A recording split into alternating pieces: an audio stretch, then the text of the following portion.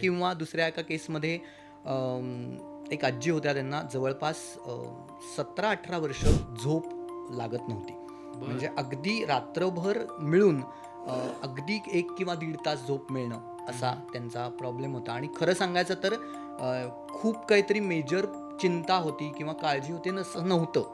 म्हणजे आर्थिक स्थिती अशी नव्हती किंवा काही कारण मेजर असं नव्हतं, पण झोप लागायची नाही, सतत जाग यायची.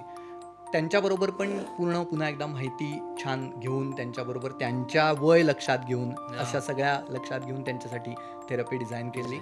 आणि त्यांचा पण असा एक 9व्या दिवशी वगैरे सकाळी फोन आला आणि 6:30 वाजता, म्हणजे त्या फोननीच उठलो मी खरं सांगायचं तर. आणि फोनवरती त्यांनी सांगितलं की सर, तुम्हाला काय सांगू, मी नाही झोप हे खूप वर्ष अनुभवलंय, पण आता गेले साधारण 7 वर्ष मला 7 दिवस साधारणतः 4 तास झोप लागायला लागली. आता इतरांसाठी 4 तास ही कमीच आहे, पण त्यांच्या दृष्टीने झोप मिळणं हे महत्त्वाचं होतं आणि ती सुरुवात झाली.